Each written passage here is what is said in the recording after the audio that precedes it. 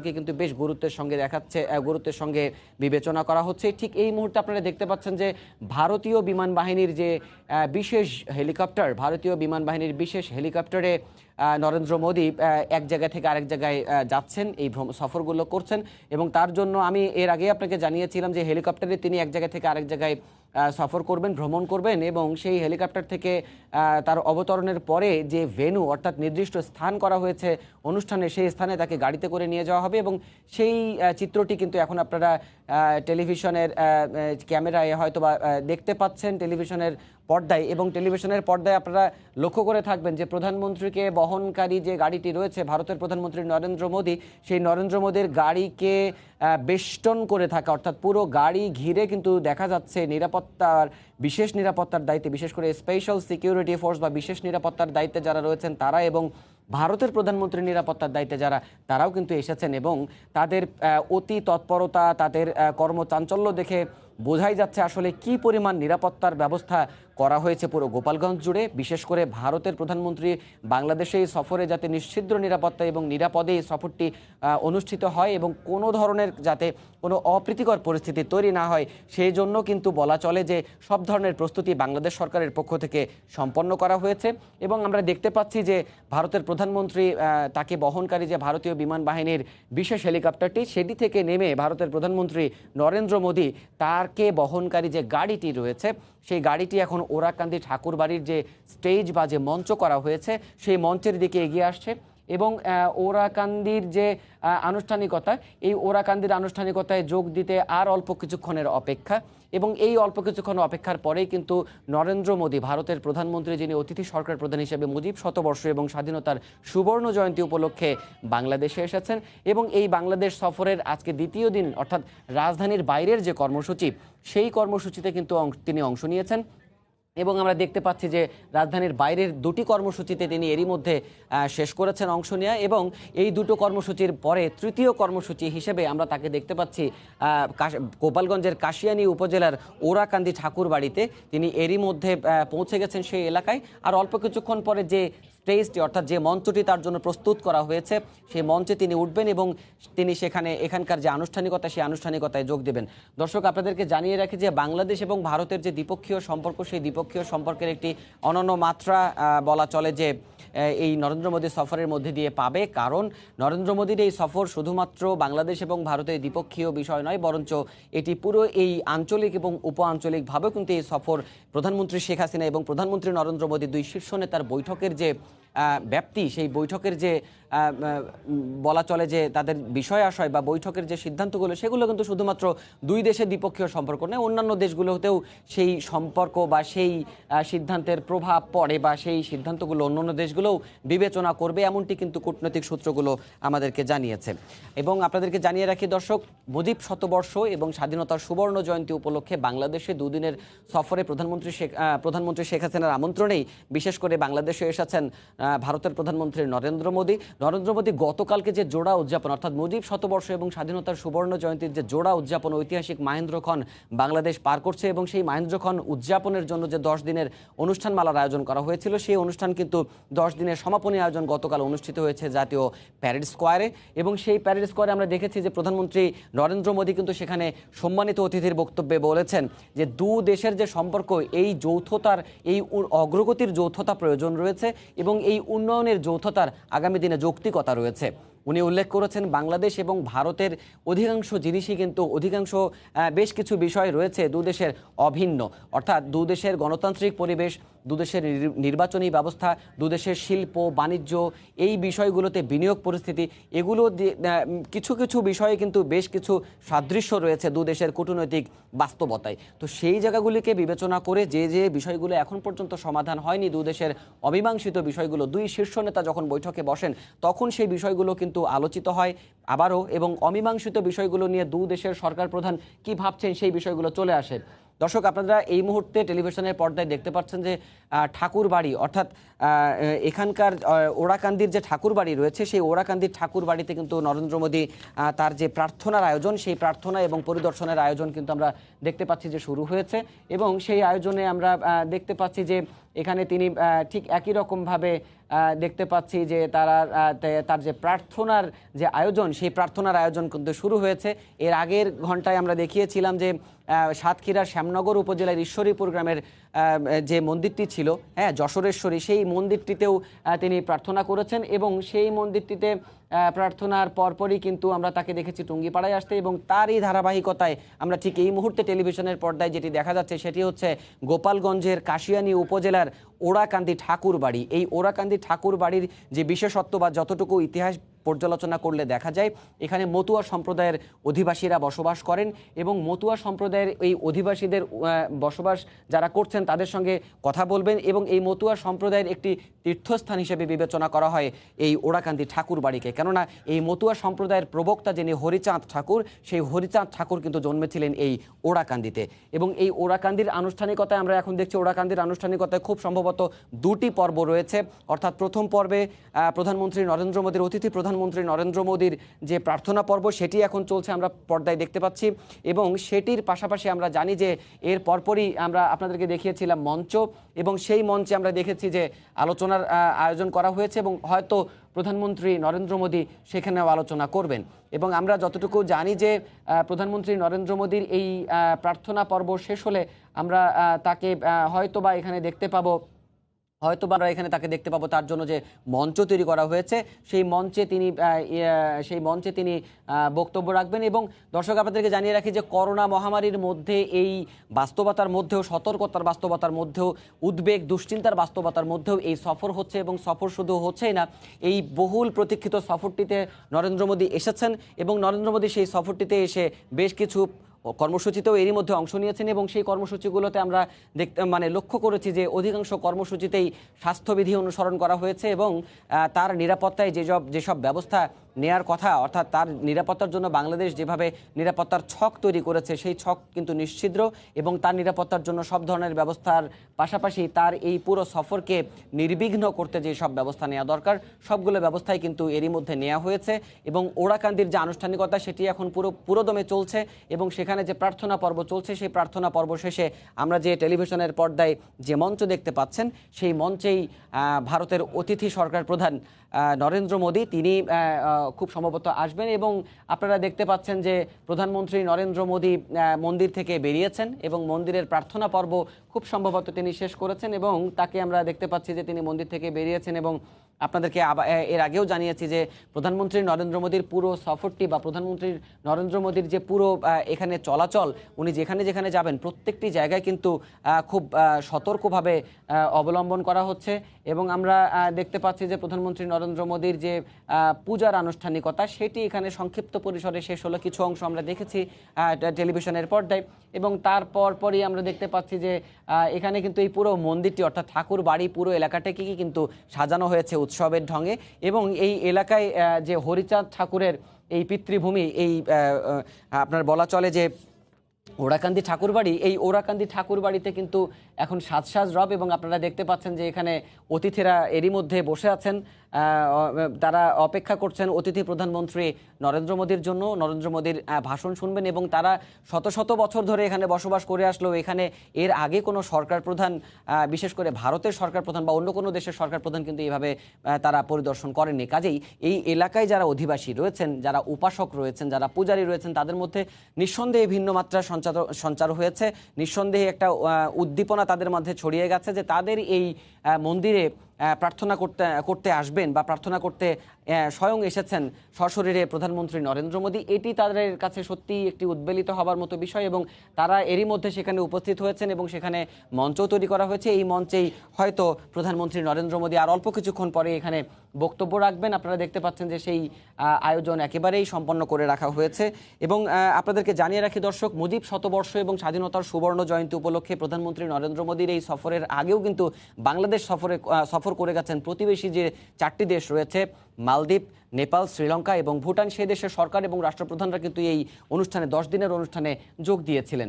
এবং সেই 10 দিনের অনুষ্ঠানের যে সমাপনী আয়োজনে সমাপনী অতিথিও যদি আমরা বলি তাহলে মনে হয় খুব একটা বেশি অত্যুক্তি বা ভুল হবে না, কেননা সমাপনী অতিথি হিসেবে কিন্তু প্রতিবেশী দেশ বাংলাদেশের অকৃত্রিম বন্ধু ভারত, সেই ভারতের প্রধানমন্ত্রী বাংলাদেশে এসেছেন এবং বাংলাদেশে এসে এবারের সফরে কূটনৈতিক বিশ্লেষক সহ যারা এই বিষয়গুলো নিয়ে কাজ করেন তাদের সঙ্গে আমরা যতটুকু গণমাধ্যম কর্মীরা কথা বলার সুযোগ পেয়েছি, আমরা যতটুকু জানতে পেরেছি সেই অনুযায়ী বলা চলে যে এবারের সফরে কিন্তু বেশ কিছু দিক নতুন তৈরি হয়েছে। সেই তৈরির মধ্যে রয়েছে প্রধানমন্ত্রী নরেন্দ্র মোদীর শুধুমাত্র রাজধানী কেন্দ্রিক অর্থাৎ ঢাকা কেন্দ্রিক অনুষ্ঠান নয়, ঢাকার বাইরেও তার অনুষ্ঠান সূচি রাখা হয়েছে এবং ঢাকার বাইরের অনুষ্ঠান সূচি হিসেবে 2টি মন্দির তিনি পরিদর্শন করবেন। একটি শ্যামনগরের সাতক্ষীরা শ্যামনগর উপজেলার ঈশ্বরীপুর গ্রামের যশোরেশ্বরী কালী মন্দির, সেটি তিনি পরিদর্শন করেছেন এবং ঠিক এই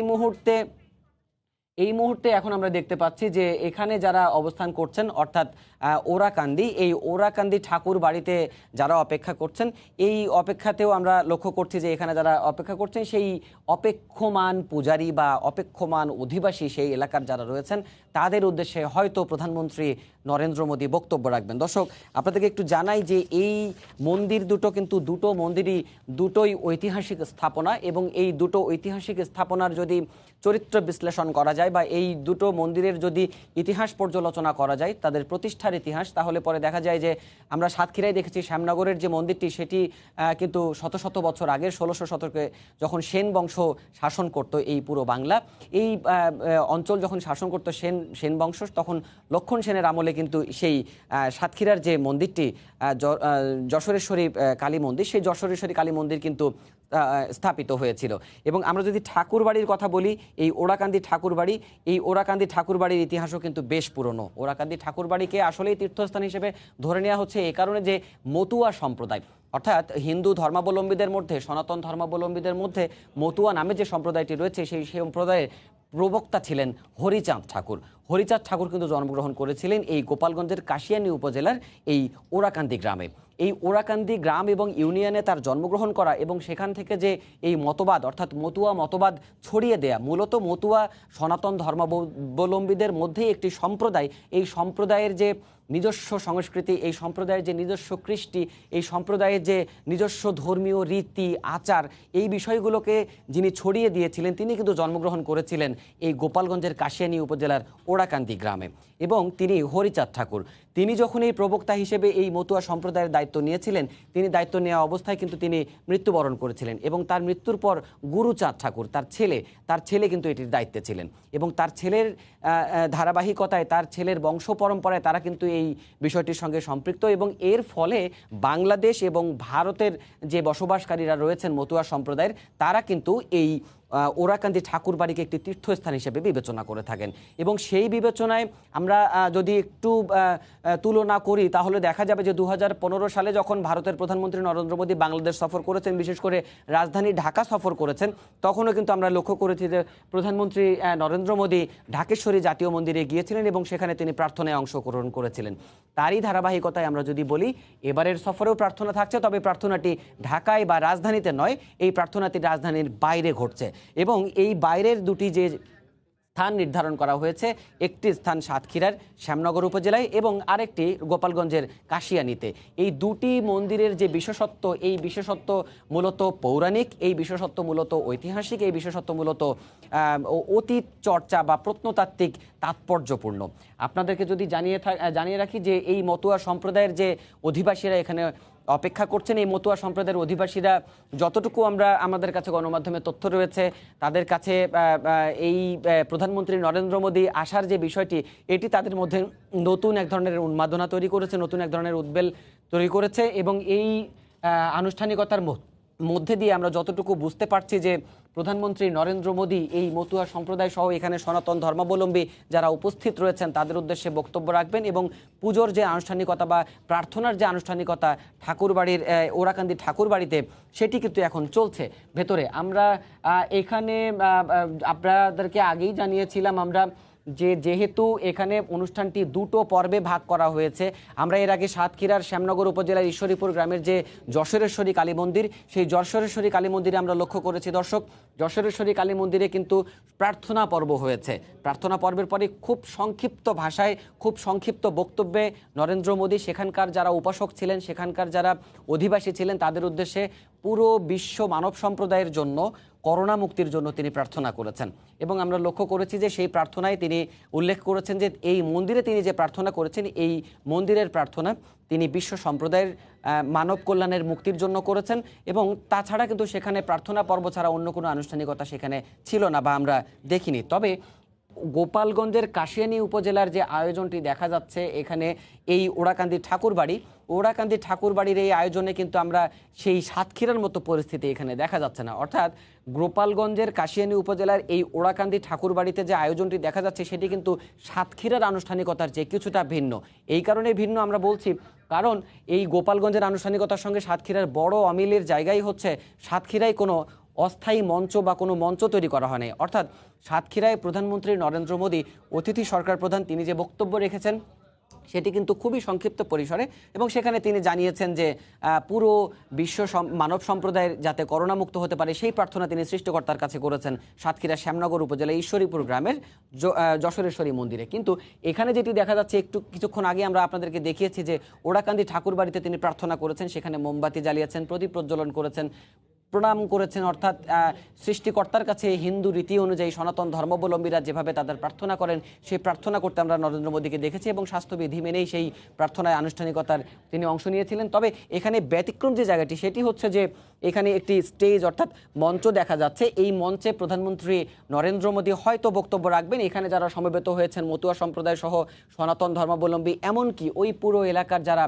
নির্ধারিত জনগণ যারা এই অনুষ্ঠানে অংশ নেওয়ার সুযোগ পেয়েছেন তারা সেখানে অপেক্ষা করছেন প্রধানমন্ত্রী নরেন্দ্র মোদীর জন্য। প্রধানমন্ত্রী নরেন্দ্র মোদী প্রার্থনা পর্ব শেষ করে যখন হয়তো বা এই আলোচনা পর্ব বা শুভেচ্ছা বিনিময় পর্ব বা মত বিনিময় পর্ব যে পর্বেই বলা হোক না কেন সেটিতে অংশ নেবেন, সেই অপেক্ষাই কিন্তু এখন পর্যন্ত চলছে।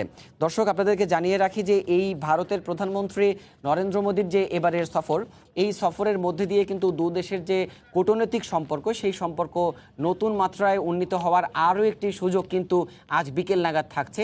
সেটি হচ্ছে যে প্রধানমন্ত্রী নরেন্দ্র মোদীর যে ঢাকার বাইরের কর্মসূচিগুলো রয়েছে সেই কর্মসূচিগুলো সম্পন্ন করে তিনি ঢাকায় ফিরবেন, এবং ঢাকায় ফিরে বলা চলে যে বৈকালিক আয়োজন অর্থাৎ বিকেলের দিকে প্রধানমন্ত্রীর কার্যালয়ে কিন্তু দুই শীর্ষ নেতা আবারও দেখা হবে তাদের, এবং সেই দেখা হবে আনুষ্ঠানিক দেখা, দ্বিপক্ষীয় দেখা এবং সেই দ্বিপক্ষীয় দেখাতে তারা দুই প্রধানমন্ত্রী আনুষ্ঠানিকভাবে দ্বিপক্ষীয় বৈঠক করবেন।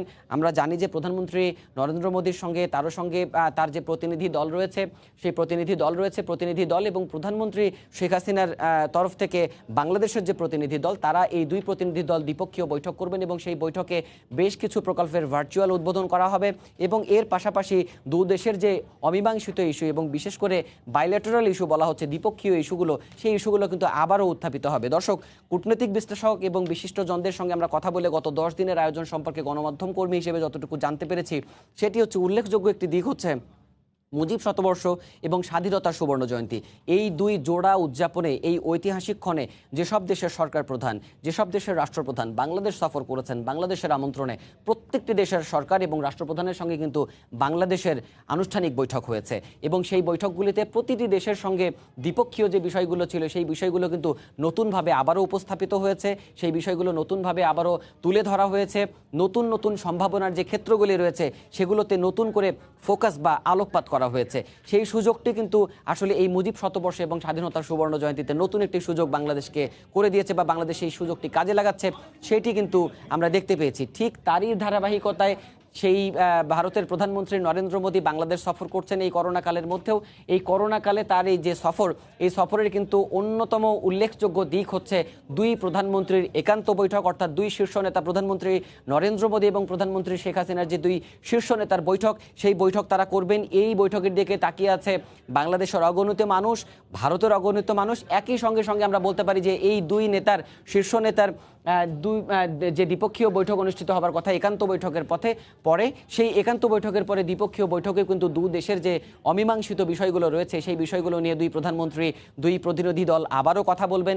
আমরা এখন পর্যন্ত যতটুকু জানতে পেরেছি যে দুই প্রধানমন্ত্রীর শীর্ষ বৈঠকে ঠিক কোন কোন বিষয়গুলো উপস্থাপিত হচ্ছে সেটি কিন্তু এখনও অনেকটাই অনির্ধারিত। তবে কিছুটা নিশ্চয়তা আমরা যতটুকু সূত্রগুলো থেকে পেয়েছি, বেশ কিছু বিষয়ে চুক্তি সই হতে পারে, বেশ কয়েকটি বিষয়ে সমঝোতাও স্বাক্ষর হতে পারে। এবং একই সঙ্গে সঙ্গে আপনারা জানেন যে গেল কয়েক মাস আগেই দুই প্রধানমন্ত্রী অর্থাৎ প্রধানমন্ত্রী নরেন্দ্র মোদী এবং প্রধানমন্ত্রী শেখ হাসিনা ভার্চুয়াল মাধ্যমে কিন্তু দেশের একটি সেতু উদ্বোধন করেছেন, যেটি ফেনী নদীতে, যেটি ত্রিপুরার সঙ্গে খাগড়াছড়ির সংযোগ ঘটিয়েছে। একই সঙ্গে সঙ্গে তারও কয়েক মাস আগে কিন্তু বাংলাদেশ এবং ভারতের মধ্যে জলপাইগুড়ির মধ্যে যে রেল সংযোগ, পণ্যবাহী রেল চলাচলের যে যোগাযোগ, সেটি কিন্তু চালু হয়েছে। এবং আমরা যতটুকু জানতে পেরেছি, প্রধানমন্ত্রী শেখ হাসিনা এবং প্রধানমন্ত্রী নরেন্দ্র মোদীর আনুষ্ঠানিক দ্বিপক্ষীয় বৈঠকের পর যে বিভিন্ন যৌথ প্রকল্পের যৌথ উদ্বোধন করার কথা রয়েছে, ভার্চুয়াল উদ্বোধন, সেই ভার্চুয়াল উদ্বোধনে কিন্তু আমাদের চিলাহাটি থেকে জলপাইগুড়ি পর্যন্ত যে রেল লিঙ্ক করা হয়েছে, সেই রেল লিঙ্কে কিন্তু শুধুমাত্র পণ্যবাহী ট্রেন চলাচল নয়, পণ্যবাহী রেলের পাশাপাশি কিন্তু যাত্রীবাহী রেলও কিন্তু উদ্বোধন হতে যাচ্ছে। দর্শক, ভারতের সঙ্গে বাংলাদেশের যে কূটনৈতিক সম্পর্ক, এই কূটনৈতিক সম্পর্কের যে ঐতিহাসিক ব্যাপ্তি, এই কূটনৈতিক সম্পর্কের যে তাৎপর্য, সেই তাৎপর্য কিন্তু যুগে যুগে সময়ে সময়ে বিভিন্নভাবে কিন্তু নানানভাবে প্রতিভাত হয়, নানানভাবে উঠে আসে। সেটির বিবেচনায় বলা চলে যে দুই প্রধানমন্ত্রী যখন, বিশেষ করে এই দুই দেশের প্রধানমন্ত্রী যখন কোনো বৈঠকে বসেন, অবশ্যই দুই দেশের মঙ্গলজনক সিদ্ধান্তগুলোই উঠে আসে। দু দেশের অমীমাংসিত ইস্যু অবশ্যই রয়েছে, কিন্তু সেই অমীমাংসিত ইস্যুগুলোর সমাধান কল্পে এখন পর্যন্ত যে দু দেশের তৎপরতা, সেটি এখন পর্যন্ত রাষ্ট্র পর্যায়ে বজায় রয়েছে।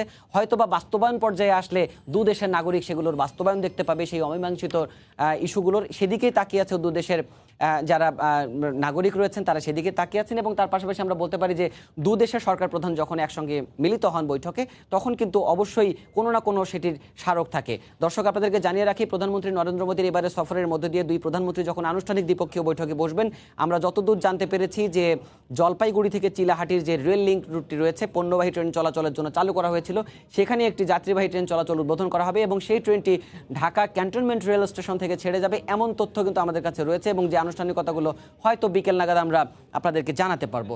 এখন পর্যন্ত আমরা যতটুকু দেখতে পাচ্ছি যে ওড়াকান্দি ঠাকুরবাড়ির যে আয়োজন কাশিয়ানী উপজেলার, সেই আয়োজনটি চলছে এবং আয়োজনটিতে আমরা যতটুকু বিভিন্ন জায়গা থেকে তথ্য পাচ্ছি বা আপনার বলা চলে যে টেলিভিশনের পর্দায় যতটুকু দেখা যাচ্ছে, সেইটা অনুযায়ী আমরা বলতে পারি যে প্রধানমন্ত্রী নরেন্দ্র মোদী হরিচাঁদ ঠাকুরের জন্মস্থান খ্যাত, তীর্থস্থান খ্যাত মতুয়া সম্প্রদায়ের যে তীর্থভূমি, সেই মতুয়া সম্প্রদায়ের তীর্থভূমি ওড়াকান্দি ঠাকুরবাড়ির অভ্যন্তরে অবস্থান করছেন। অর্থাৎ যে ঠাকুর বাড়ির যে পুরো এলাকাটি, সেই এলাকাটিকে আমরা এর আগেই আপনাদেরকে জানিয়েছি যে দুটি পর্বে এই ওড়াকান্দি ঠাকুর বাড়ির অনুষ্ঠানটিতে অংশ নিয়েছেন প্রধানমন্ত্রী নরেন্দ্র মোদী। এবং এই অনুষ্ঠানটির যে দুটি পর্ব, সেই দুটি পর্বের মধ্যে কিন্তু একটি পর্ব এখন চলমান রয়েছে, যেটি আমরা ক্যামেরার পর্দায় দেখতে পাচ্ছি, টেলিভিশনের পর্দায়। সেটি কিন্তু অপেক্ষমান উপাসক, অপেক্ষমান দর্শনার্থী, অপেক্ষমান পূজারী, যাই বলা হোক না কেন, এই সম্প্রদায়ের লোকরা অপেক্ষা করছেন সেই অংশটি। অর্থাৎ প্রধানমন্ত্রী নরেন্দ্র মোদী এই মুহূর্তে আমাদের জানা মতে তিনি এখন ওড়াকান্দি ঠাকুর বাড়ির অভ্যন্তরে যে মন্দির রয়েছে, সেই মন্দিরের প্রার্থনা পর্বে রয়েছেন। এবং প্রার্থনা পর্বের পর কিছু অংশ আমরা আপনাদেরকে দেখিয়েছি এবং প্রার্থনা পর্ব শেষে তিনি যখন এই মঞ্চে এসে উপবিষ্ট হবেন, এই তখন হয়তোবা আমরা আবারও তাকে দেখতে পাবো। এবং খুব সম্ভবত প্রধানমন্ত্রী নরেন্দ্র মোদী এখানে যারা অপেক্ষা করছেন তাদের সঙ্গে, তাদের উদ্দেশ্যেও বক্তব্য রাখবেন এবং সেই বক্তব্যের জন্য কিন্তু এই সম্প্রদায়ের যারা অধিবাসী রয়েছেন, সেখানকার যারা উপাসক রয়েছেন, পূজারী রয়েছেন, তারা সেখানে অপেক্ষা করছেন।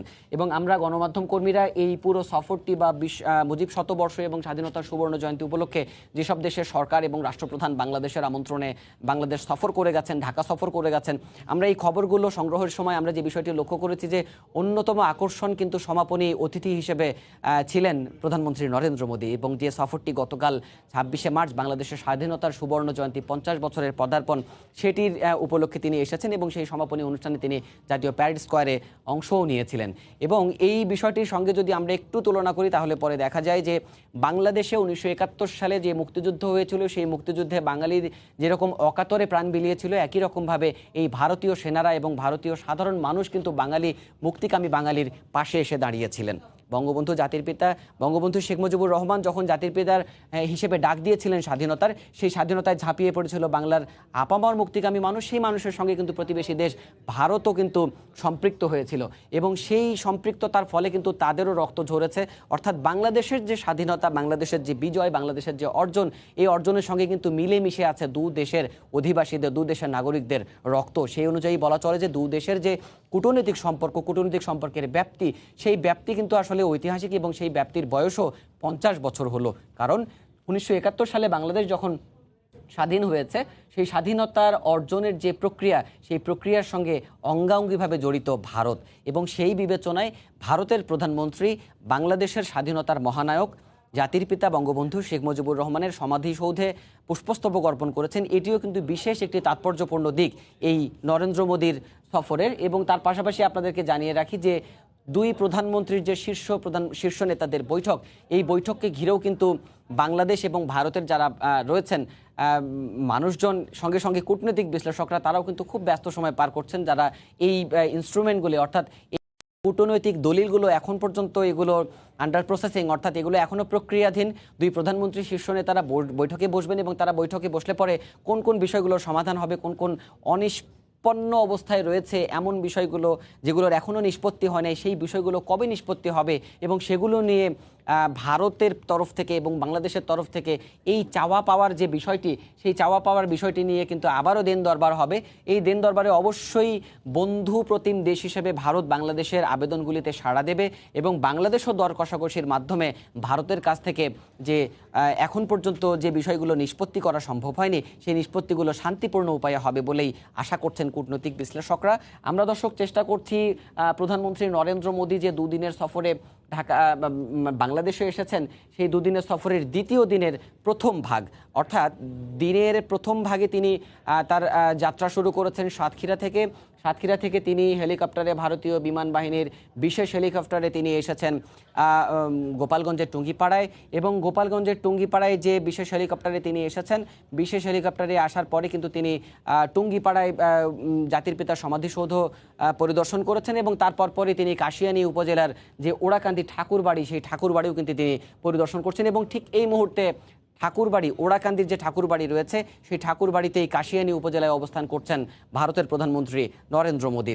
এবং আপনাদেরকে জানিয়ে রাখি দর্শক, টুঙ্গিপাড়ার আনুষ্ঠানিকতায় আমরা দেখেছিলাম যে টুঙ্গিপাড়ায় জাতির পিতা বঙ্গবন্ধু শেখ মুজিবুর রহমানের সমাধিসৌধে যখন অতিথি সরকার প্রধান ভারতের প্রধানমন্ত্রী নরেন্দ্র মোদী পুষ্পস্তবক অর্পণ করেন, ঠিক সেই সময় কিন্তু আমরা দেখেছি যে বঙ্গবন্ধুর জ্যেষ্ঠ কন্যা প্রধানমন্ত্রী শেখ হাসিনা সহ প্রধানমন্ত্রী শেখ হাসিনার ছোট বোন এবং বঙ্গবন্ধুর কনিষ্ঠা তনয়া শেখ রেহানাও কিন্তু সেখানে উপস্থিত ছিলেন। এবং এই যে আনুষ্ঠানিকতা এবং এই ভিভিআইপিদের চলাচল, এর জন্য কিন্তু গোপালগঞ্জের দিকেই এখন কিন্তু বাংলাদেশের পুরো যে নিরাপত্তা ব্যবস্থা, সেটি কি তাদের চোখ বা তাদের যে পর্যবেক্ষণ, সেটি কিন্তু এখন গোপালগঞ্জমুখী। এ কারণেই যে বাংলাদেশের সরকার প্রধান তো বটেই, একজন অতিথি সরকার প্রধান বন্ধুপ্রতিম দেশ ভারত, সেই ভারতের সরকার প্রধান নরেন্দ্র মোদী ভ্রমণ করছেন বা সফর করছেন আমরা দেখতে পাচ্ছি গোপালগঞ্জে। ঠিক এই মুহূর্তে গোপালগঞ্জের কাশিয়ানীতে অবস্থান করছেন ঠাকুরবাড়িতে প্রধানমন্ত্রী নরেন্দ্র মোদী এবং আমরা যতটুকু জানি যে টুঙ্গিপাড়াতে অবস্থান করছেন প্রধানমন্ত্রী শেখ হাসিনা। সেই তুলনায় বলা চলে যে গোপালগঞ্জের ভিভিআইপিদের এই অবস্থান এবং তাদের যে নিরাপত্তা, এর জন্য কিন্তু পুরো গোপালগঞ্জকেই নিশ্ছিদ্র নিরাপত্তায় ঢেকে ফেলেছেন আইনশৃঙ্খলা বাহিনীর সদস্যরা। এবং তার পাশাপাশি আমরা যতটুকু জানতে পেরেছি যে প্রধানমন্ত্রী শেখ হাসিনা এবং প্রধানমন্ত্রী নরেন্দ্র মোদী আবারও তাদের যে কর্মসূচিগুলো রয়েছে, সেই কর্মসূচিগুলো শেষে তারা ঢাকায় ফিরবেন এবং ঢাকায় ফেরার পরে দুই প্রধানমন্ত্রী বিকেল নাগাদ প্রধানমন্ত্রীর কার্যালয়ে আনুষ্ঠানিকভাবে দুই সরকার প্রধান বৈঠকে বসবেন এবং সেই বৈঠকে দ্বিপক্ষীয় ইনস্ট্রুমেন্ট, অর্থাৎ দ্বিপক্ষীয় কূটনৈতিক যে দলিলগুলো স্বাক্ষরিত হবে বা দ্বিপক্ষীয় যে বিষয়গুলো রয়েছে উপস্থাপিত হবে টেবিলে, সেই বিষয়গুলো নিয়ে দুই প্রধানমন্ত্রী প্রতিনিধি দল নিয়ে আলোচনা করবেন। এবং আমরা যতটুকু জানি যে শুধুমাত্র দ্বিপক্ষীয় আলোচনায় যে বিষয়টি সীমাবদ্ধ থাকবে তা নয়, দুই প্রধানমন্ত্রীর বৈঠকের পরপরই কিন্তু দু দেশের কিছু যৌথ প্রকল্প রয়েছে, সেই যৌথ প্রকল্পগুলি উদ্বোধন করা হবে এবং সেই উদ্বোধনী অনুষ্ঠানটিও কিন্তু হবে ভার্চুয়াল মাধ্যমে। দর্শক, আপনারা এর আগেই জানেন যে আমরা জানিয়েছি আপনাদেরকে যে গত এক বছরের যে করোনা মহামারীর অচল অবস্থা, এই অচল অবস্থায় গোটা বিশ্বের মতো এই অচল অবস্থায় কিন্তু পড়েছে ভারত, অচল অবস্থায় পড়েছে বাংলাদেশও। এবং বাংলাদেশ এবং ভারতের প্রধানমন্ত্রী সহ গোটা বিশ্বের সরকার প্রধান এবং রাষ্ট্রপ্রধানরা কিন্তু তাদের রাষ্ট্র পরিচালনা, সরকার পরিচালনা, সামাজিক বাস্তবতা, এই বাস্তবতাগুলো কিন্তু পরিবর্তন হয়েছে। অর্থাৎ এখন অধিকাংশ কাজই কিন্তু মানুষ এই করোনাকালে সতর্কতার জন্য এই কাজগুলো করা হচ্ছে ভার্চুয়াল বা অনলাইন মাধ্যমে। বাংলাদেশেও আপনারা দর্শক দেখেছেন প্রধানমন্ত্রী শেখ হাসিনা অধিকাংশ রাষ্ট্রীয় প্রোগ্রামগুলোই বা রাষ্ট্রীয় অনুষ্ঠান বা রাষ্ট্রীয় আনুষ্ঠানিকতাগুলোই কিন্তু প্রধানমন্ত্রী শেখ হাসিনা ভার্চুয়াল মাধ্যমে করেছেন। এবং এই ভার্চুয়াল মাধ্যমে যে আনুষ্ঠানিকতাগুলো তিনি করেছেন, এই ভার্চুয়াল মাধ্যমে আনুষ্ঠানিকতাগুলো করার সময় কিন্তু তিনি অনেক সময়, অধিকাংশ সময় তিনি উল্লেখ করতেন তিনি গণভবনে কার্যত বন্দি জীবনযাপন করেন, অর্থাৎ তিনি বেরোতে পারেন না। কারণ করোনা সতর্কতায় তাকে বহন করতে গেলে বা তাকে কোনো ভেন্যুতে যেতে হলে বা তাকে কোনো নির্দিষ্ট অনুষ্ঠানে কোথাও উপস্থিত হতে হলে তার নিরাপত্তার জন্য যে বিপুল পরিমাণ জনসমাগম হয় সেটিকে এড়ানোর জন্যই কিন্তু তিনি সরাসরি কোনো অনুষ্ঠানে যেতে পারতেন না। এখন যে বিষয়টি মোটামুটি বলা চলে যে এই অচল অবস্থা ভেঙে বা এই করোনার বাধা ডিঙিয়ে কিন্তু দুই প্রধানমন্ত্রী কর্মসূচিতে অংশ নিয়েছেন। এবং করোনার বাধা ডিঙিয়ে দুই প্রধানমন্ত্রী, এমনকি ভারতের প্রধানমন্ত্রী দিল্লি থেকে এই ঢাকায় এসেছেন। এবং এই মুহূর্তে আপনারা দেখতে পাচ্ছেন যে ওরাকান্দি ঠাকুরবাড়ির যে দ্বিতীয় পর্বের আনুষ্ঠানিকতা, অর্থাৎ আমরা যেটা আপনাকে জানাচ্ছিলাম যে প্রার্থনা পর্ব শেষে এই মুহূর্তে আমরা দেখতে পাচ্ছি যে এখানে যে মঞ্চটি করা হয়েছে সেই মঞ্চে ওখানে যারা উপস্থিত রয়েছেন সেই অধিবাসীদের উদ্দেশ্যে, ওখানে যারা সনাতন ধর্মাবলম্বী রয়েছেন তাদের উদ্দেশ্যে হাত নেড়ে তিনি শুভেচ্ছা জানাচ্ছেন। এবং শুভেচ্ছার প্রতি উত্তরে কিন্তু সেখানকার সমবেত যারা রয়েছেন তারাও কিন্তু হাত নেড়ে প্রধানমন্ত্রী নরেন্দ্র মোদীকে স্বাগত জানিয়েছেন। খুব সম্ভবত নরেন্দ্র মোদী বক্তব্য শুরু করছেন, আমরা দেখে নেব যে তিনি সেখানে কি বক্তব্য রাখছেন এবং আমরা চেষ্টা করব তার বক্তব্যটি আমরা সেই বক্তব্যে এবং তিনি কি বলছেন সেই বক্তব্যে ফিরে যাচ্ছি। দর্শক, बांग्लादेश सरकार के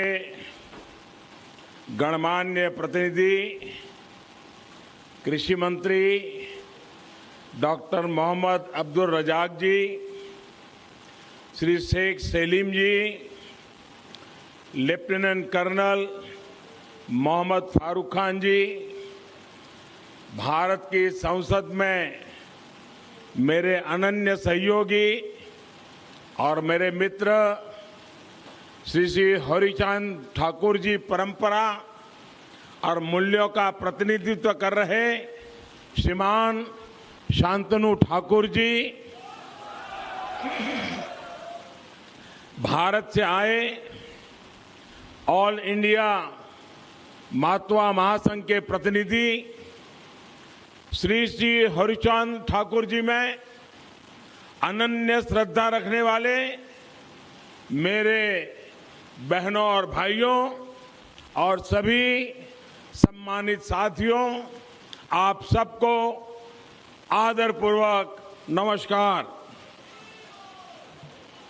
बांग्लादेश सरकारेर माननीय प्रतिनिधि कृषि मंत्री डॉक्टर मोहम्मद अब्दुल रज्जाक जी, श्री शेख सलीम जी, लेफ्टिनेंट कर्नल मोहम्मद फारूक खान जी, भारतेर संसदे आमार सहयोगी एवं आमार बंधु श्री श्री हरिचाँद ठाकुरजीर परिवारेर ऐतिह्य और मूल्येर प्रतिनिधित्वकारी श्री शांतनु ठाकुर जी, भारत थेके आसा ऑल इंडिया मतुआ महासंघेर प्रतिनिधि श्री श्री हरिचाँद ठाकुरजीर प्रति अनंत श्रद्धाशील आमार बोन और भाइयेरा एवं बांग्लादेशेर समस्त सम्मानित बंधुरा नमस्कार। आज श्री श्री हरिचाँद ठाकुर जी की कृपा से मुझे ओराकांदी ठाकुरबाड़ी की इस पुण्य भूमि को प्रणाम करने का सौभाग्य मिला है। मैं श्री श्री हरिचाँद ठाकुर जी, श्री श्री गुरुचाँद ठाकुर जी के चरणों में शीश झुकाकर नमन करता हूं। आज श्री श्री हरिचाँद ठाकुरेर कृपाय आमार ओराकांदी ठाकुर बाड़ीर এই পুণ্য ভূমিকে প্রণাম করার সৌভাগ্য হয়েছে। আমি श्री श्री हरिचाँद ठाकुर जी, श्री श्री गुरुचाँद ठाकुर जीर श्रीचरणे मस्तक নত করে প্রণাম জানাই। अभी मेरी यहाँ कुछ महानुभावों से बात हो रही थी तो उन्होंने कहा, किसने सोचा था कि भारत का प्रधानमंत्री कभी ओराकांदी आएगा। मैं आज वैसा ही महसूस कर रहा हूं जो भारत में रहने वाले महात्मा संप्रदाय के मेरे हजारों लाखों भाई बहन ओराकांदी आकर जो महसूस करते हैं, आज मैं भी वही महसूस कर रहा हूं। मैं आज यहां आया तो मैंने उनकी तरफ से भी इस पुण्य भूमि को चरण स्पर्श किया है। আমি আজ ঠিক তেমনটাই অনুভব করছি। ভারতে থাকা মতুয়া সম্প্রদায়ের হাজার হাজার লক্ষ লক্ষ ভাই বোনেরা ওরাকান্দি এসে যেমন অনুভব করেন, আমি আজ ঠিক তেমনটাই অনুভব করছি। আমি আজ এখানে এসেছি সে কারণে আমি তাদের পক্ষ থেকেও এই পুণ্যভূমির চরণ স্পর্শ করেছি। इस दिन की, इस पवित्र अवसर की प्रतीक्षा मुझे कई वर्षों से थी। साल 2015 में जब मैं प्रधानमंत्री के तौर पर पहली बार बांग्लादेश आया था, तभी मैंने यहां आने की इच्छा प्रकट की थी। वो मेरी इच्छा, वो मेरी कामना आज पूरी हुई है। এই দিনের এই পবিত্র মুহূর্তের প্রতীক্ষা আমার বহু বছর ধরে ছিল। 2015 সালে যখন আমি প্রধানমন্ত্রী হিসেবে প্রথমবার বাংলাদেশে আসি, তখনই আমি এখানে আসার ইচ্ছে ব্যক্ত করেছিলাম। আমার সেই প্রত্যাশা, সেই কামনা আজ পূর্ণ হলো। मुझे लगातार श्री श्री हरिचांद ठाकुर जी के अनुयायियां, उनसे प्रेम और स्नेह हमेशा मिलता रहा है। उनके परिवार का अपनापन मुझे मिलता रहा है। मैं आज ठाकुर बाड़ी के दर्शन लाभ के पीछे उनके आशीर्वाद का प्रभाव भी मानता हूं। আমি নিয়মিতভাবে শ্রী শ্রী হরিচাঁদ ঠাকুরের অনুগামীদের থেকে ভালোবাসা ও স্নেহ পেয়েছি, তার পরিবারের সদস্যদের ঘনিষ্ঠতা পেয়েছি। আমি আজ ঠাকুরবাড়ির এই দর্শন লাভের জন্য তাদের আশীর্বাদের প্রভাব রয়েছে বলেই মনে করি। मुझे याद है पश्चिम बंगाल में ठाकुर नगर में मैं जब गया था तो वहां मेरे मतवा भाई बहनों ने मुझे परिवार के सदस्य की तरह बहुत प्यार दिया था। विशेष तौर पर बोरो मां का अपनत्व, मां की तरह उनका आशीर्वाद मेरे जीवन के अनमोल पल रहे हैं। আমার মনে আছে পশ্চিমবঙ্গের ঠাকুরনগরে আমি যখন গিয়েছিলাম, সেখানে আমার মতুয়া ভাই বোনেরা আমাকে নিজেদের পরিবারের সদস্যদের মতো অনেক ভালোবেসেছেন। বিশেষ করে বড় মার স্নেহ, মায়ের মতো তার আশীর্বাদ, সেটি আমার জীবনের জন্য এক অমূল্য সময় ছিল। पश्चिम बंगाल में ठाकुर नगर से बांग्लादेश में ठाकुर बाड़ी तक वैसी ही श्रद्धा है, वैसी ही आस्था है और वैसा ही अनुभव है। পশ্চিমবঙ্গের ঠাকুরনগর থেকে বাংলাদেশের ঠাকুর বাড়ি পর্যন্ত একই রকমের শ্রদ্ধা রয়েছে, একই রকমের আস্থা রয়েছে আর একই রকমের অনুভূতি রয়েছে। मैं बांग्लादेश के राष्ट्रीय पर्व पर भारत के 130 करोड़ भाई बहनों की तरफ से आपके लिए प्रेम और शुभकामनाएं लाया हूं। आप सभी को बांग्लादेश की आजादी के 50 साल पूरे होने पर ढेरों बधाई, हार्दिक शुभकामनाएं। আমি বাংলাদেশের জাতীয় অনুষ্ঠানে ভারতের 130 কোটি ভাই বোনের পক্ষ থেকে আপনাদের জন্য শুভেচ্ছা নিয়ে এসেছি। আপনাদের সকলকে বাংলাদেশের স্বাধীনতার 50 বছর পূর্ণ হওয়ায় অনেক শুভেচ্ছা এবং অভিনন্দন জানাই। कल ढाका में नेशनल डे कार्यक्रम के दौरान मैंने बांग्लादेश के शौर्य पराक्रम की उस संस्कृति की अद्भुत झांकी देखी जिसे इस अद्भुत देश ने सहेज कर रखा है और जिसका आप बहुत प्रमुख हिस्सा है। গতকাল ঢাকায় ন্যাশনাল ডে অনুষ্ঠানের সময় আমি বাংলাদেশের শৌর্য ক্ষমতার তার সংস্কৃতির অপূর্ব প্রদর্শন দেখি।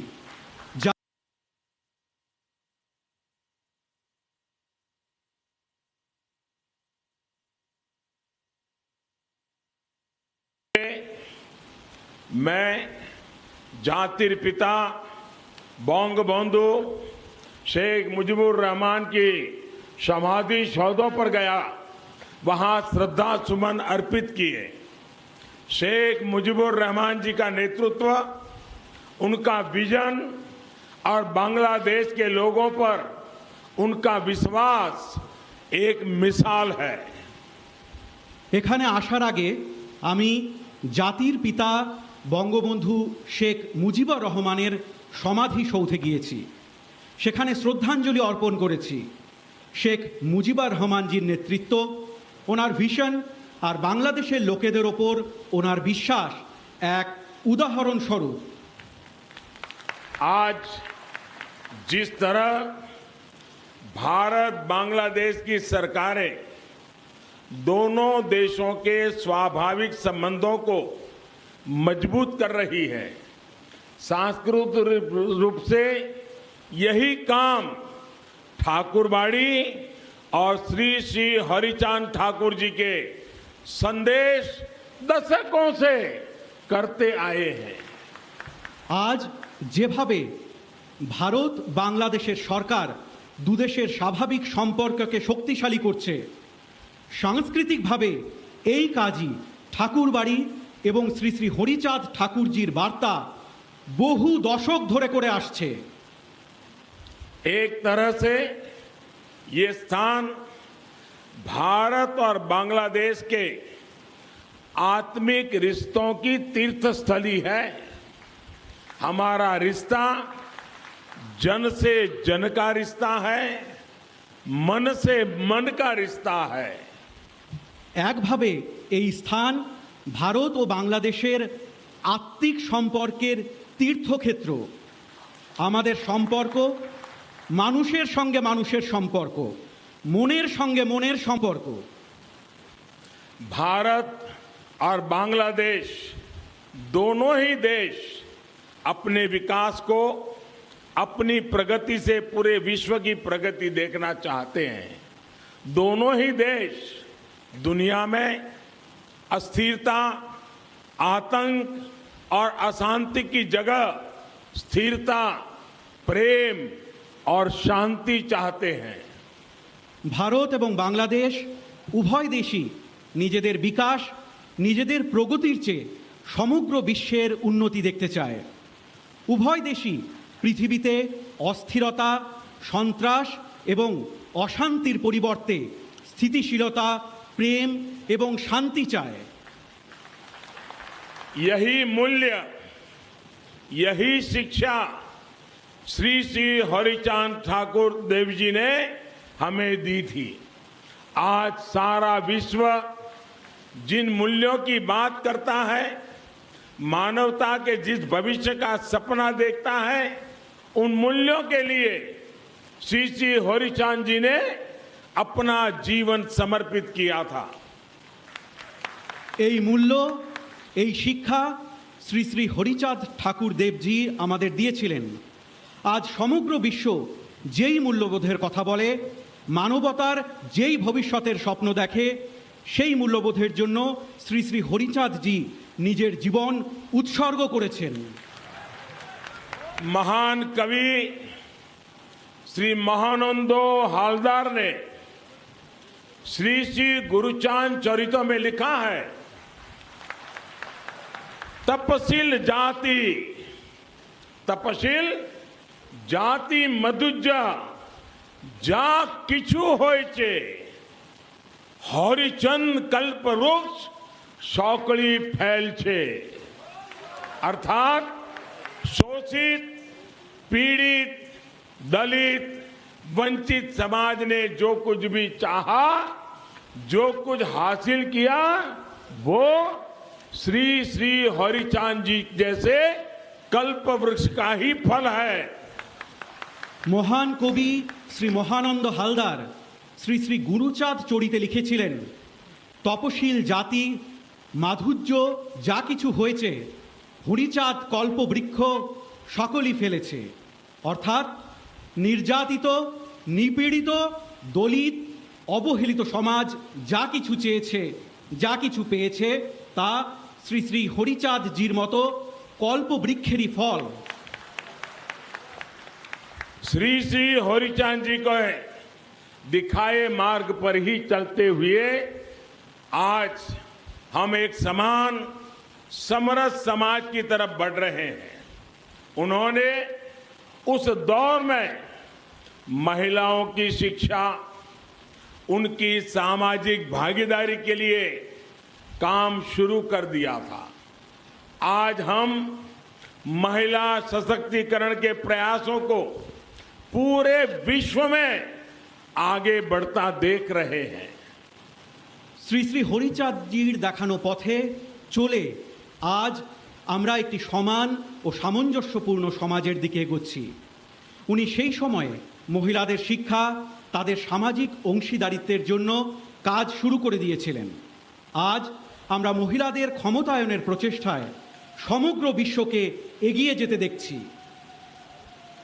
जब हम श्री श्री हरिचांद ठाकुर के संदेशों को समझते हैं, हरि लीला अमृतो का पाठ करते हैं, तो ऐसा लगता है जैसे उन्होंने आगे की सदियों को पहले ही देख लिया था।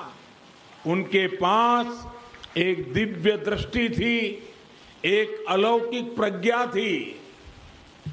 যখন আমরা শ্রী শ্রী হরিচাঁদ ঠাকুরের বার্তা বুঝি, হরিলীলা অমৃত পাঠ করি, তখন মনে হয় যে উনি ভবিষ্যৎকালকে আগেই দেখে নিয়েছিলেন। ওনাদের কাছে একটি দিব্য দৃষ্টি ছিল, একটি অলৌকিক ক্ষমতা ছিল। गुलामी के उस दौर में भी उन्होंने समाज को ये बताया कि हमारी वास्तविक प्रगति का रास्ता क्या है। आज भारत हो या बांग्लादेश, सामाजिक एकजुटता, समरसता के उन्हीं मंत्रों से अपने भविष्य का निर्माण कर रहे हैं, विकास के नए आयाम छू रहे हैं। পরাধীনতার সেই সময়েও তিনি সমাজকে এটি বলেছিলেন যে আমাদের বাস্তবিক প্রগতির রাস্তা কি। আজ ভারত হোক বা বাংলাদেশ, সামাজিক সংঘবদ্ধতা, অভিন্নতার সেই মন্ত্রেই নিজেদের ভবিষ্যৎ নির্মাণ করছে, বিকাশের নতুন লক্ষ্যকে স্পর্শ করছে। साथियों, श्री श्री हरिचांद देव जी के जीवन ने हमको एक और सीख दी है। उन्होंने ईश्वरीय प्रेम का भी संदेश दिया, लेकिन साथ ही हमें हमारे कर्तव्यों का भी बोध कराया। उन्होंने हमें ये बताया कि उत्पीड़न और दुख के विरुद्ध संघर्ष ये भी साधना है। বন্ধুরা, শ্রী শ্রী হরিচাঁদ দেবজির জীবন আমাদের আরেকটি শিক্ষা দিয়েছে। উনি ঈশ্বরীয় প্রেমেরও বার্তা দিয়েছেন, কিন্তু একই সাথে আমাদের কর্তব্যের বিষয়েও সচেতন করেছেন। উনি আমাদের বলেছেন যে অত্যাচার এবং দুঃখের বিরুদ্ধে লড়াইও এক ধরনের সাধনা। आज श्री श्री हरिचांद देव जी के लाखों करोड़ों अनुयायी, चाहे वो भारत में हो, बांग्लादेश में हो या फिर कहीं और, उनके बताए मार्ग पर चल रहे हैं। मानवता के सामने जो भी संकट है, उनके समाधान में सहयोग कर रहे हैं। আজ শ্রী শ্রী হরিচাঁদ দেবজির লক্ষ কোটি অনুগামী, তা সে ভারতেই হোক অথবা বাংলাদেশেই হোক বা অন্য কোথাও, তার দেখানো পথে চলেছেন। মানবতার সম্মুখে যে সংকট রয়েছে তার সমাধানে সাহায্য করছেন। मेरा सौभाग्य है कि श्री श्री हरिचांद ठाकुर जी की विरासत को संभाल रहे शांतनु ठाकुर जी भारत में संसद में मेरे सहयोगी हैं। हालांकि आयु में मुझसे छोटे हैं, लेकिन मुझे भी उनसे बहुत कुछ सीखने को मिलता है। इसका कारण यही है कि उन्होंने श्री श्री हरिचंद ठाकुर जी की महान शिक्षाओं को अपने जीवन में उतारा हुआ है। वो बहुत कर्मठ है।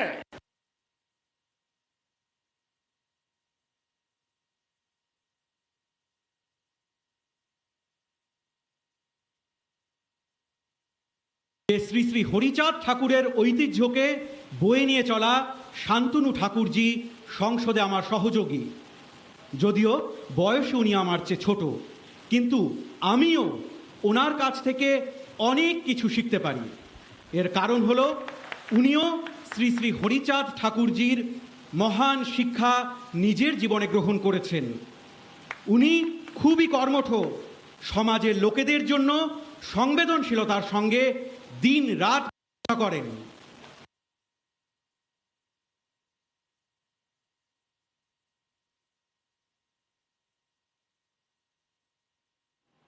उनके समाधान के लिए श्री श्री हरिचांद देव जी की प्रेरणा बहुत अहम है।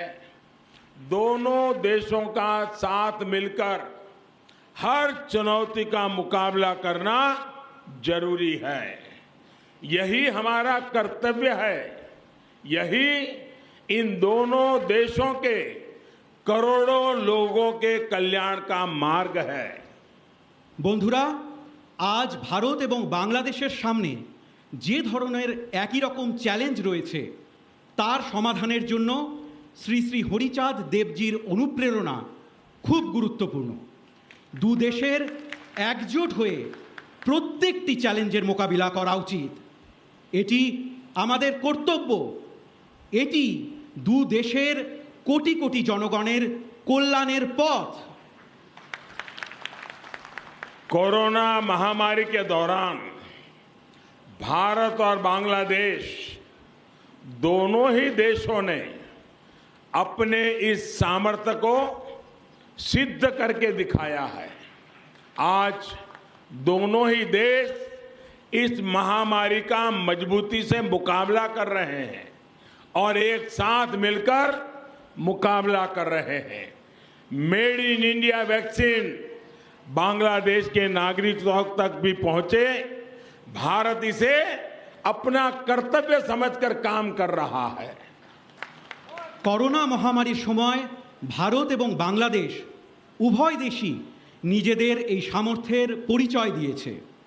আজ উভয় দেশ এই মহামারীর জোরদার মোকাবিলা করছে আর একসাথে মিলে মোকাবিলা করছে। মেড ইন ইন্ডিয়া ভ্যাকসিন বাংলাদেশের নাগরিকের কাছেও যাতে পৌঁছয় সেজন্য ভারত একে নিজেদের কর্তব্য মনে করে কাজ করছে। श्री श्री हरिचांद जी ने हमेशा ही आधुनिकता और बदलाव का समर्थन किया था।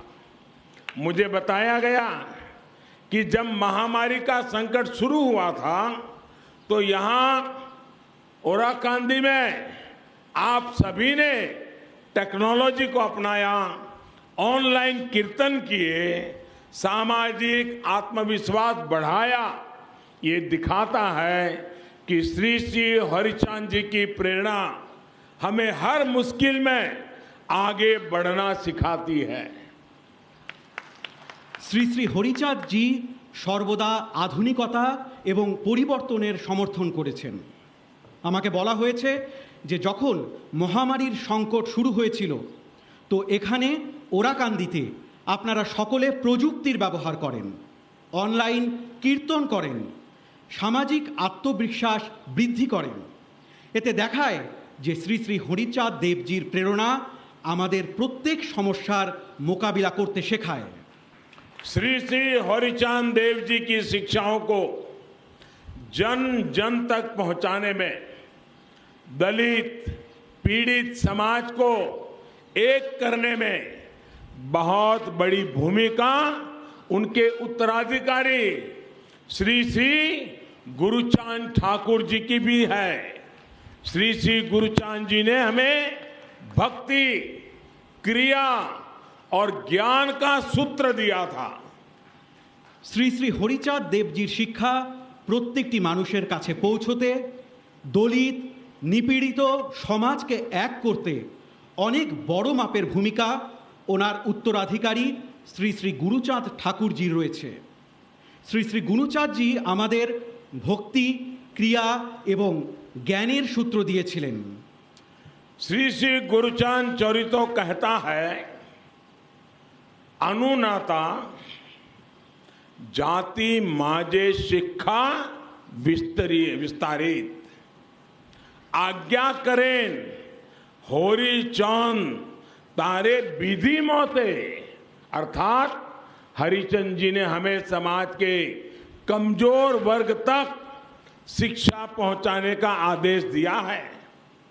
श्री गुरुचांद जी ने अपने पूरे जीवन हरिचांद जी के इस आदेश का पालन किया।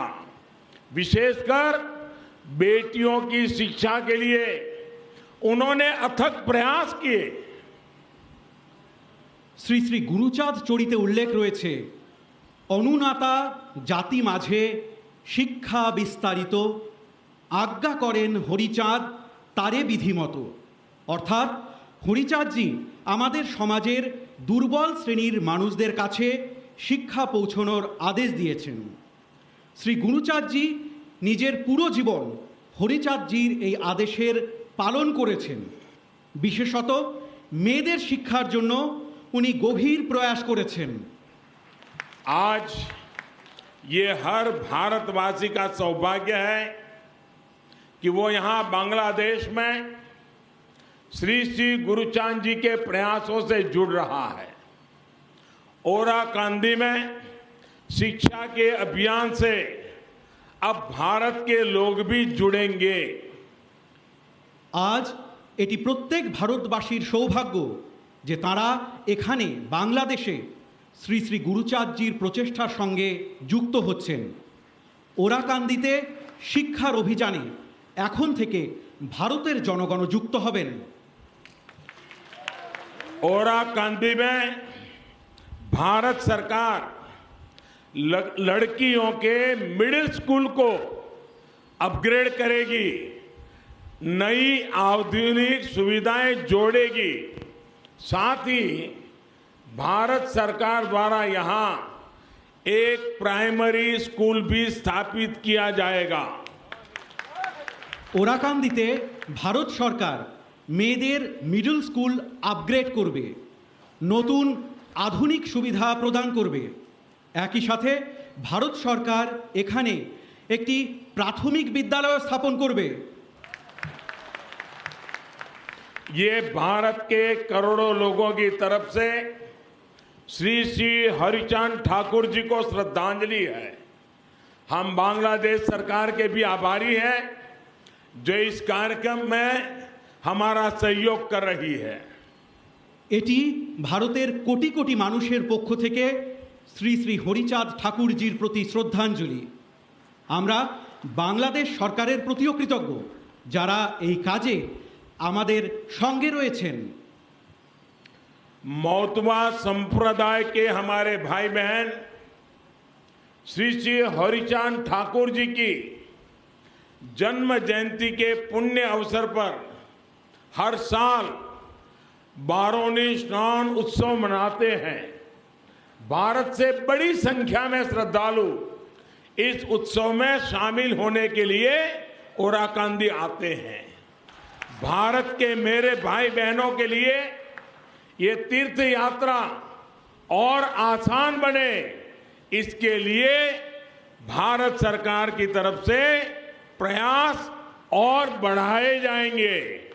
ठाकुर नगर में मोतवा संप्रदाय के गौरवशाली इतिहास को प्रतिबिंबित करते भव्य आयोजनों और विभिन्न कार्यों के लिए भी हम संकल्पबद्ध हैं।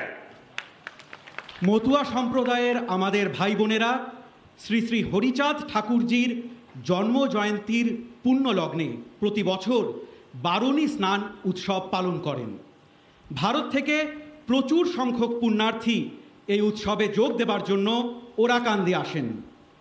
আমার ভারতের ভাই বোনেদের জন্য এই তীর্থযাত্রা যাতে আরও সহজ হয় সেজন্য ভারত সরকারের পক্ষ থেকে আরও পদক্ষেপ গ্রহণ করা হবে।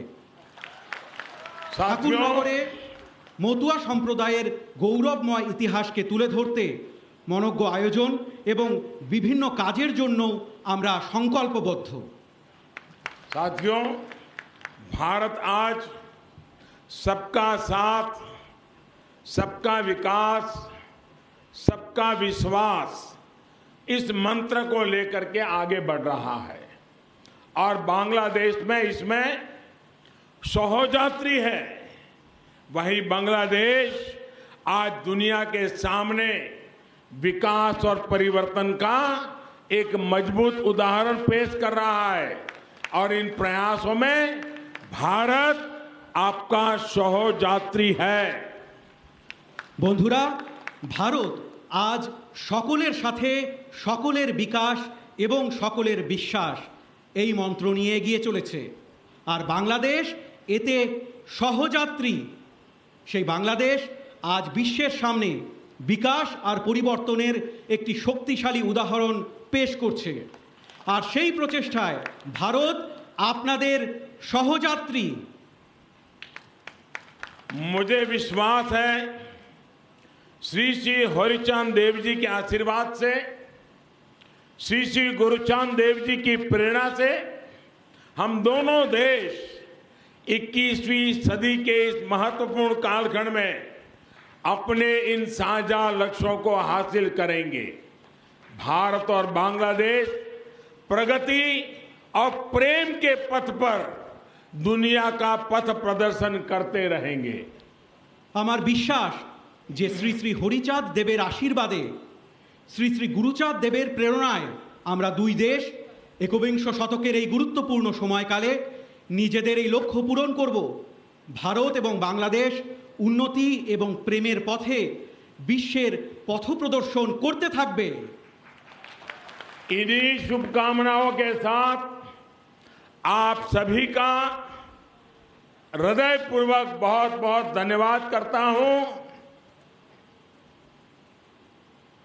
এই শুভকামনার সাথে আপনাদের সকলকে অন্তরের অন্তঃস্থল থেকে অনেক অনেক ধন্যবাদ জানাই। জয় বাংলা, জয় হিন্দ। ভারত বাংলাদেশ মৈত্রী চিরজীবী হোক। জয় হরি বল, জয় হরি বল, হরি বল, হরি বল, জয় হরি বল।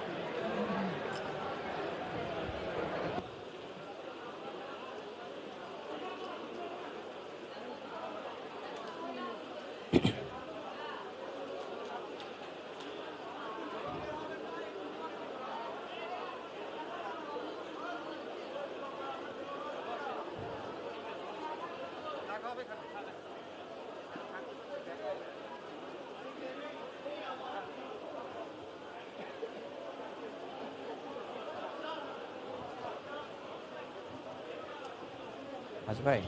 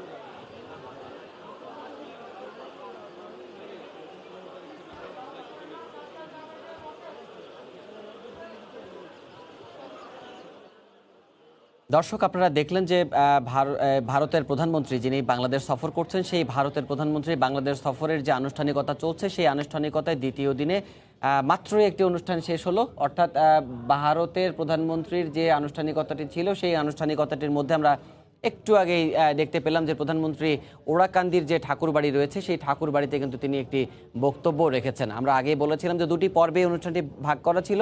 প্রথম পর্বে তিনি প্রার্থনা পর্ব এবং দ্বিতীয় পর্বে আলোচনা পর্ব। এই আলোচনা পর্বের মধ্য দিয়েই কিন্তু শেষ হলো প্রধানমন্ত্রী নরেন্দ্র মোদীর গোপালগঞ্জের যে আনুষ্ঠানিকতাগুলো, বিশেষ করে রাজধানীর বাইরের যে আনুষ্ঠানিকতাগুলো, সেই আনুষ্ঠানিকতাগুলো কিন্তু মোটামুটিভাবে শেষ হলো। এবং আমরা চেষ্টা করছি দর্শক তার কর্মসূচিগুলো আপনাদেরকে দেখানোর।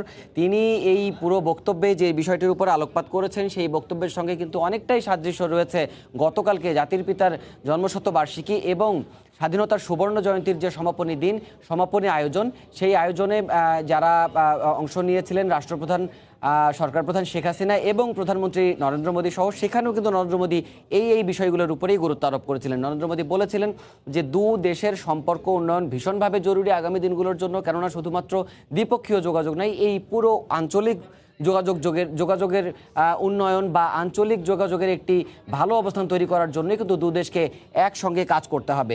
এর পাশাপাশি আমরা বলতে পারি আপনাদেরকে যে এই যে সফরটি অনুষ্ঠিত হলো, এই সফরের মধ্য দিয়ে কিন্তু বাংলাদেশ এবং ভারতের যে দ্বিপক্ষীয় কূটনৈতিক সম্পর্ক, সেই কূটনৈতিক সম্পর্কে কিন্তু নতুন একটি ইতিহাস রচিত হলো যে ভারতের কোনো প্রধানমন্ত্রী বাংলাদেশ সরকারের আমন্ত্রণে ঢাকায় এসে বিশেষ করে রাজধানীর বাইরেও কিছু কর্মসূচিতে তিনি অংশ নিলেন। এটি কিন্তু একটি বড় একটি বিষয় এবং আমরা চেষ্টা করছি দর্শক তার কর্মসূচিগুলো আপনাদেরকে জানানোর।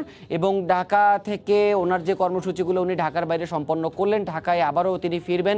আশা করা হচ্ছে বিকেল 4টা নাগাদ তিনি প্রধানমন্ত্রী শেখ হাসিনার কার্যালয়ে উপস্থিত হবেন এবং প্রধানমন্ত্রী শেখ হাসিনার কার্যালয়ে উপস্থিত হলে দুই প্রধানমন্ত্রী অর্থাৎ দুই শীর্ষ নেতা হাসিনা এবং মোদী, শেখ হাসিনা এবং নরেন্দ্র মোদীর যে বৈঠক, সেই বৈঠক থেকে কিন্তু বেশ কিছু সিদ্ধান্ত আসতে পারে। দ্বিপক্ষীয় কূটনীতি, দ্বিপক্ষীয় ব্যবসা বাণিজ্য, দ্বিপক্ষীয় বাণিজ্য, দ্বিপক্ষীয় সম্পর্ক, এই সম্পর্কগুলো নিয়েই কিন্তু বেশ কিছু চুক্তি, সমঝোতা এবং বেশ কয়েকটি প্রকল্পও কিন্তু যৌথভাবে দুই প্রধানমন্ত্রী উদ্বোধন করবেন বলে আমরা খবর পেয়েছি। এবং সফরসূচি অনুযায়ী যদি আমরা বলি, তাহলে প্রধানমন্ত্রী নরেন্দ্র মোদীর আজকের যে 5টি কর্মসূচি দিনের রয়েছে, তার ভিতরে প্রথম ভাগের অর্থাৎ দ্বিতীয় দিনের প্রথম ভাগের কর্মসূচি কিন্তু তিনি রাজধানীর বাইরের যে কর্মসূচিগুলো, সেগুলো শেষ করেছেন। এরপর তিনি ঢাকা ফিরবেন। ঢাকা ফিরে মধ্যাহ্নভোজে অংশ নেবেন তার আবাসস্থল হোটেল সোনারগাঁওতে। এবং তার পাশাপাশি আমরা জানি যে এরপর যখন বিকেল 4টায় প্রধানমন্ত্রীর কার্যালয়ে অর্থাৎ প্রধানমন্ত্রী শেখ হাসিনার সঙ্গে আনুষ্ঠানিক দ্বিপক্ষীয় বৈঠক করবেন প্রধানমন্ত্রী নরেন্দ্র মোদী, সেই বৈঠকের সময় আমরা আশা করছি যে আবারও আপনাদেরকে সেই বৈঠক এবং প্রধানমন্ত্রী নরেন্দ্র মোদীর বাংলাদেশ সফরের যে আনুষ্ঠানিকতা বা যেই বিষয়গুলো থাকে, সেগুলো আপনাদেরকে জানাতে পারবো। এখন পর্যন্ত এই ছিল আমার কাছে থাকা সবশেষ খবর এবং প্রধানমন্ত্রী নরেন্দ্র মোদীর যে আনুষ্ঠানিকতা এবং প্রধানমন্ত্রী নরেন্দ্র মোদীর যে আনুষ্ঠানিকতা এবং প্রধানমন্ত্রী নরেন্দ্র মোদীর এই আনুষ্ঠানিকতার মধ্য দিয়ে কিন্তু স্বাধীনতার সুবর্ণ জয়ন্তী এবং স্বাধীনতার সুবর্ণ জয়ন্তীর পাশাপাশি মুজিব শতবর্ষের যে জোড়া উদযাপন চলছিল,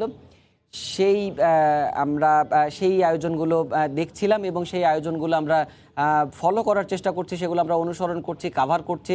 এবং দর্শক, আপনাদেরকে চেষ্টা করব প্রধানমন্ত্রী নরেন্দ্র মোদীর বাংলাদেশ সফরের যে আনুষ্ঠানিকতা, বাকি আনুষ্ঠানিকতাগুলো আপনাদেরকে অতীতের মতো করে জানিয়ে দেওয়ার। আমরা এতক্ষণ নরেন্দ্র মোদীর এই দ্বিপক্ষীয় যে সফরে উনি বাংলাদেশে এসেছেন, তার যে ঢাকার বাইরের কর্মসূচি ছিল, সেই কর্মসূচিগুলো আপনাদেরকে জানাচ্ছিলাম। এখন ফিরে যাচ্ছি স্টুডিওতে। আমরা পরবর্তীতে আবারও যে আমাদের সংবাদ নিয়মিত আয়োজন দুপুরের সময়, সেই দুপুরের সময় আমরা আবারও ফিরবো আপনাদের কাছে।